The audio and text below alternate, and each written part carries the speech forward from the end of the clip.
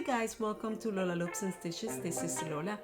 I'm going to share with you today 12 tips that are going to make your crochet journey a lot easier in this video. Hey guys, welcome back to Lola Loops and Stitches. This is Lola and I'm happy to see you again. In this video, I took the time to write down some tips that are important for you to learn in order to make your crochet journey a lot easier, a lot more pleasant and less stressful. Okay, before we continue, I would like for you to subscribe and like this video, and don't forget to hit the notification so you don't miss anything. Down below in the description are a lot of different links that can help you if you are very new to this. I have a playlist of Crochet 101 that you can go through, and I got you step by step teaching you and sharing with you all the necessary skills you need in order to start this journey. And also, when you like and you subscribe and you make comments below and you tell me how much you're learning, you're helping me. And your help and your support is going to help me provide you more videos like this one where you can sit and learn totally for free. Okay, tip number 1, wash your hands. I know you're going to say, well, that's kind of common sense, but it is common sense, but some people don't do it. And the problem with not washing your hands is that if you talk fiber, the fiber tends to attract dirt, attracts debris. You don't want anything to touch your fiber. You don't want any sugar residue that is on your hand, or coffee, or any sticky thing, or lollipops on your fiber, because over time you're going to see like a yellow stain, or perhaps a bug can eat through it, and you don't want your fiber to get ruined before you start working on it, or you don't want your garment to look with a stain in the middle. Okay, so very important that every time you are going to touch the fibers or any garment that you're working with, wash your hands. Tip number 2, remove any obstacle before you start crochet, meaning your hair. Like me, you see this long hair? You know how many times I have to pull long hair from my garments? It's embarrassing. I don't want to make a garment for somebody and then when they're going to wear it, they see this huge long hair. You know, it's like finding hair in food. That's the way I see it.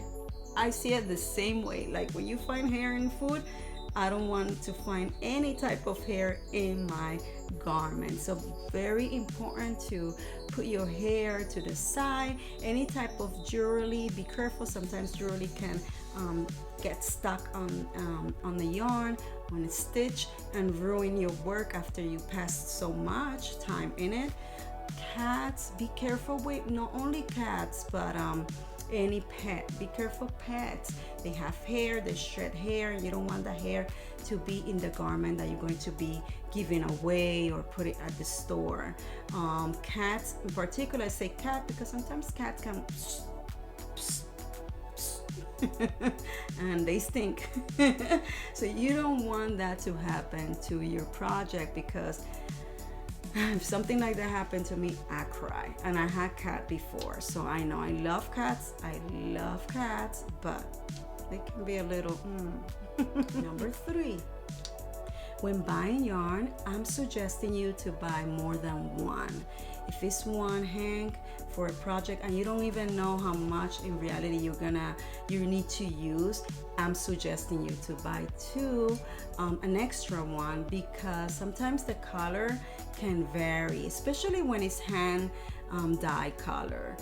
When it's hand dye, I can have a pink and I love that pink, and I just bought one hank with that beautiful pink. But then when my hank, I use the whole yarn and I need more, then you go back to buy from the same manufacturer for the same artist, and they have the same pink, but the pink has a little shade darker or a shade that is lighter, and you don't want to, you know, to be seen that difference in your garment. So it's very important that if you don't know exactly how much yarn you need to use for a specific project, you buy more than one.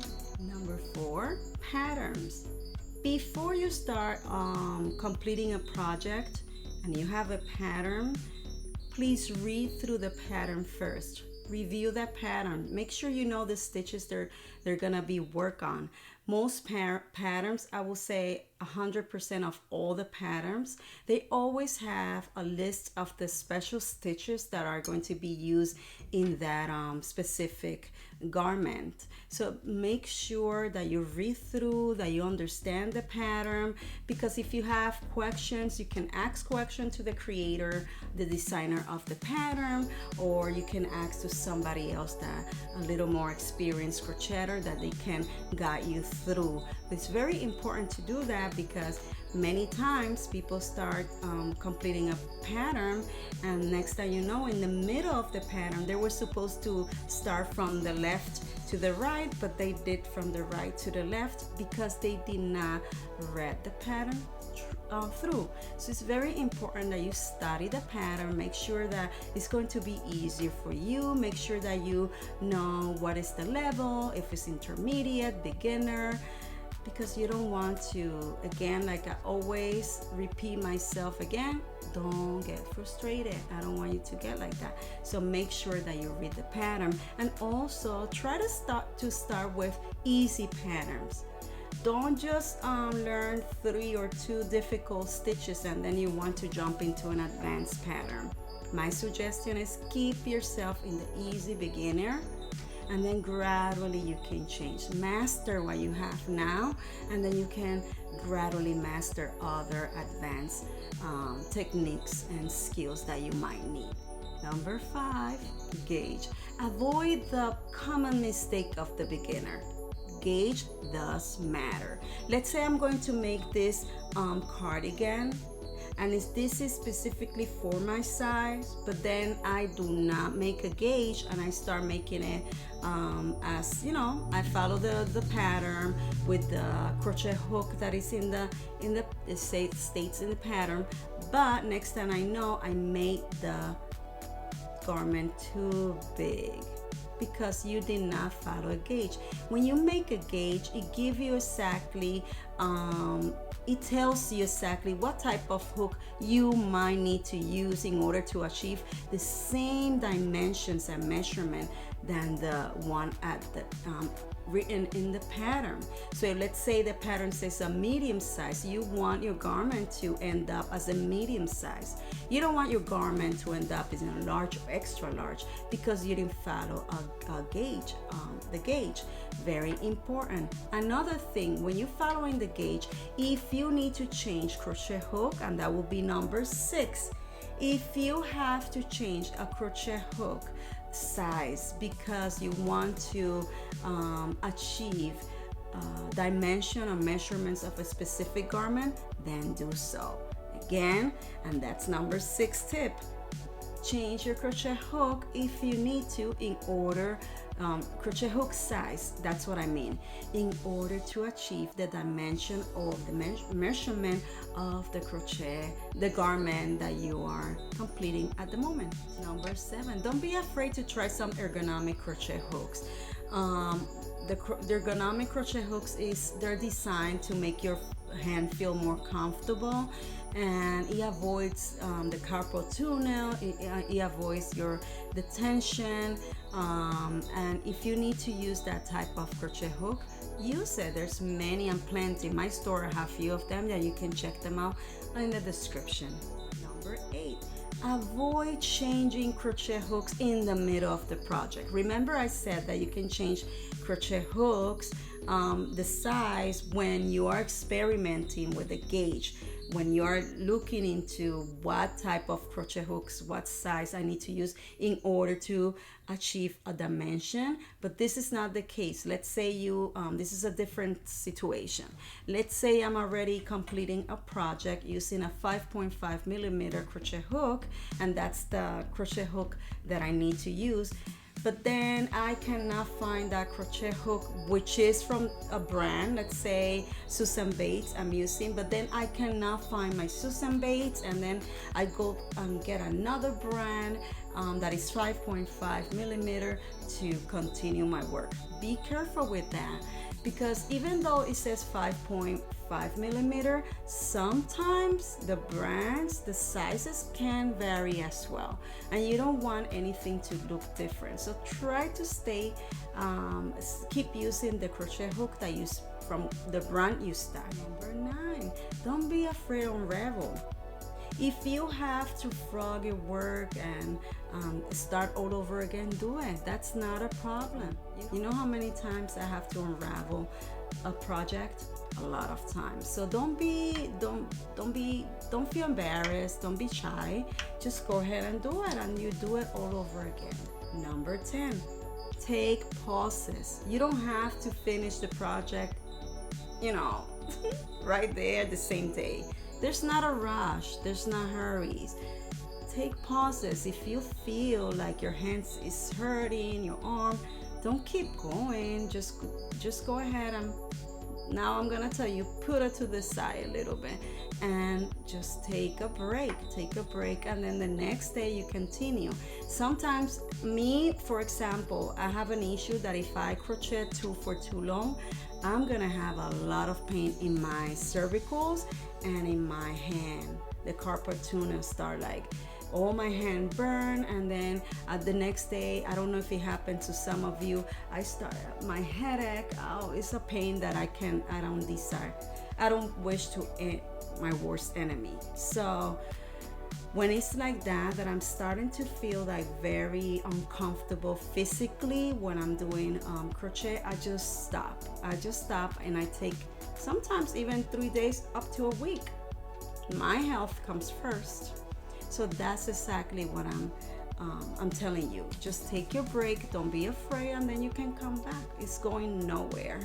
Number 11, practice, practice, practice. Practice makes perfect.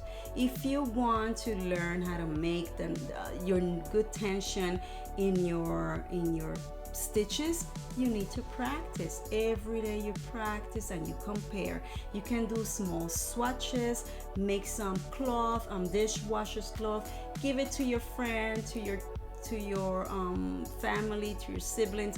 Give it away, but you are practicing. You're practicing, and little by little you'll see how beautiful your tension is going to look. But it requires a lot of practice, and you got this. Number 12, and this will be the last one. Yay! Don't be hard on yourself. Be gentle with yourself. You're learning little by little, one stitch at a time. Remember, not everybody learns in a different speed. Some people learn faster than others. Don't compare yourself with others you see on Instagram.